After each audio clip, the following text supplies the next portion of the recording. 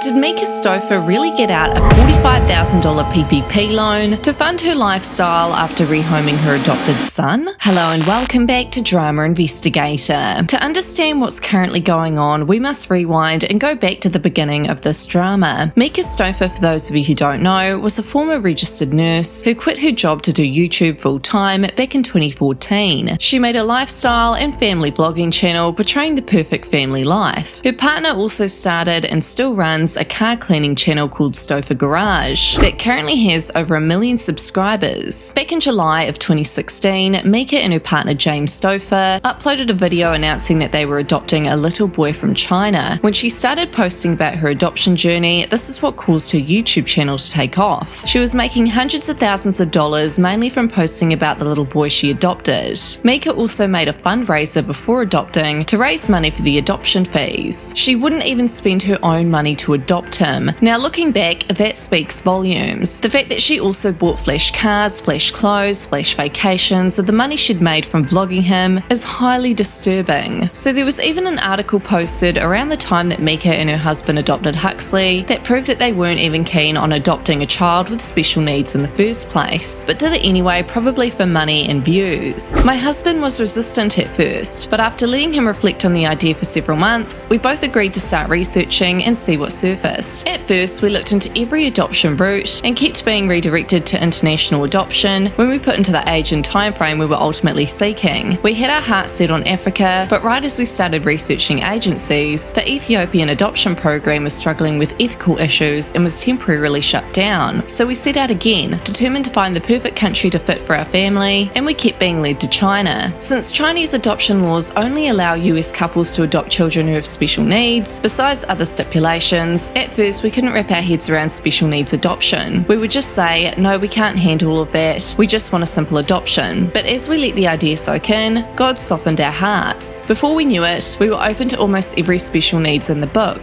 Myka was adamant at the time of vlogging her adoption journey that she was absolutely fine with adopting a child with special needs. In all of her adoption journey vlogs, she was so soft-spoken, which seems so manipulative now. They definitely just used a child with special needs for money. So fast forward to last year, Myka and her husband uploaded a video that revealed they had rehomed Huxley. This was only after fans of theirs had noticed that he had not been seen in videos for quite some time. In their video addressing what had happened, Myka and James had said that Huxley's behaviour had made life too difficult for their family. This video ultimately got them cancelled for selfishly rehoming their son. So after the Stauffers got cancelled, brands that worked with Myka to promote their products distanced themselves and stopped working with her. Myka and James were even subject to a sheriff's office investigation after viewers suggested that their other children might be in danger.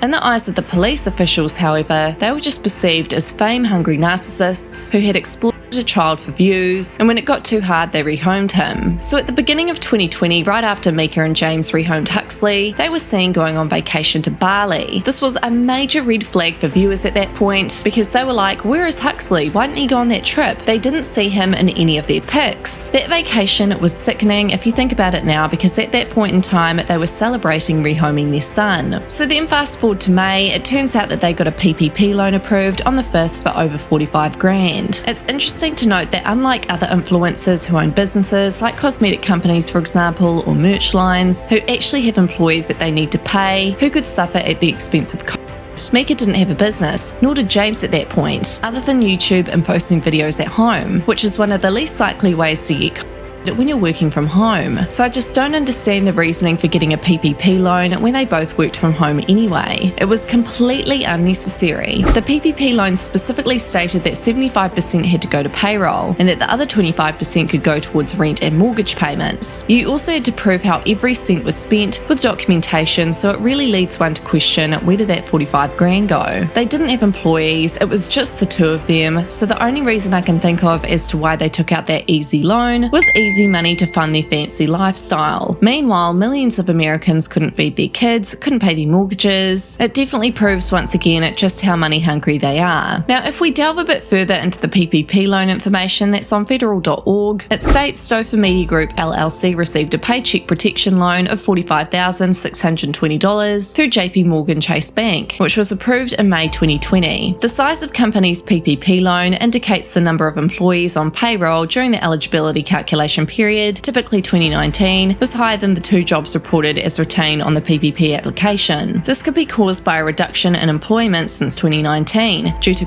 or other factors. The minimum number of employees this company must have had in 2019 to qualify for the loan range received is 2. This estimation is accurate if all employees were paid at or over the $100,000 PPP salary eligibility cap. Based on standard PPP eligibility rules, Stauffer Media Group LLC's total 2019 payroll expenses were approximately $218,000, not accounting for salary amounts under $100,000, in order to qualify for the PPP loan amount received. Because the 2 jobs reported are not enough to account for the loan range received, per employee payrolls cannot be estimated. The company reported using the proceeds of their PPP loan for the following expenses: $41,000 for payroll and $3,800 for healthcare, or to word it better, $41,000 for their back pocket. Saucy, saucy. Presently, I know that they are probably making next to nothing on their family vlogging channels, but James Stauffer still regularly uploads on his car cleaning channel, and he's making hella bank off that channel. And I'm pretty sure last year when they got cancelled, he didn't have 1 million subscribers. So yeah, that's most likely how they're making their living at this point. They're still living the high life despite Myka being cancelled on her channel for rehoming Huxley. Myka hasn't posted any videos at all since being cancelled. However, she did post an apology on June the 25th last year. I want to first off apologise for the uproar and take full responsibility for all the hurt that I've caused. This decision has caused so many people heartbreak, and I'm sorry for letting down so many women that looked up to me as a mother. I'm sorry for the confusion and pain I've caused, and I'm sorry for not being able to tell more of my story from the beginning. I could never have anticipated the incidents which occurred on a private level to ever have happened, and I was trying my best to navigate the hardest thing I've ever been through. I apologise for being so naive when I had started the adoption process. I was not selective or fully equipped or prepared.